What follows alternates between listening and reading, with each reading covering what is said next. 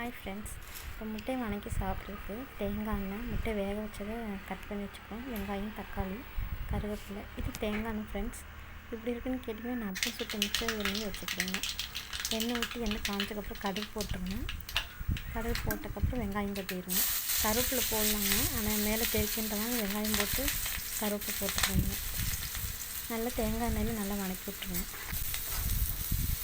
தேங்காய் எண்ணெய் கொஞ்சம் நிறையாவே ஊற்றிக்கோங்க ஃப்ரெண்ட்ஸ். இந்த பெருங்காயத்தூள் போட்டுக்கிறேங்க. பெருங்காயத்தூள் பேப்பர் நான் பிரிக்காமல் ஒரு ஆணி இடத்துல ஓட்டை போட்டு வச்சுக்கிறேன் ஃப்ரெண்ட்ஸ். அப்புறம் ஒரே ஒரு தக்காளி நல்லா பொடிசாக அரிஞ்சு வச்சுக்கிறேங்க. நல்லா தூள் போட்டு நல்லா வணக்கிக்கோங்க. கொஞ்சோண்டு மஞ்சத்தூள், மிளகுத்தூள், கொஞ்சம் மிளகாய்த்தூள் கொஞ்சம் போட்டுக்கோங்க.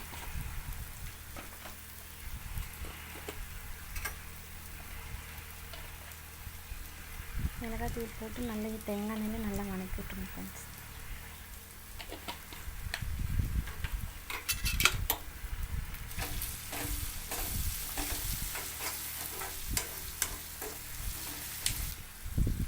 நல்லா வணங்கி வரதுக்கப்புறமா கொஞ்சோண்டு இன்னும் கொஞ்சம் தேங்காய் எண்ணெய் ஊற்றிக்கோங்க. முட்டை போடக்கூடாது. நல்லா செக்கில் ஆட்டின எண்ணெயாக எடுத்துக்கோங்க ஃப்ரெண்ட்ஸ். கடையில் வைக்கிற எண்ணெயெலாம் வேணுங்க. வேக வச்ச முட்டையை கட் பண்ண முட்டையை நம்ம போட்டுக்கலாங்க. நல்லா மசாலாலாம் நல்லா பரட்டி விட்டுக்கலாங்க.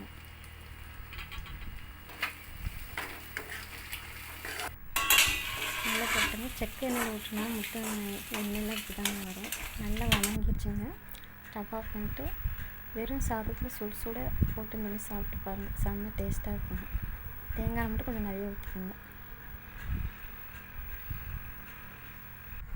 சாம்பார் கொஞ்சம் வச்சுக்கிறேங்க. சாம்பாருக்கும் சாப்பிட்டு பாருங்கள், டேஸ்ட்டாக இருக்குங்க. பாய்.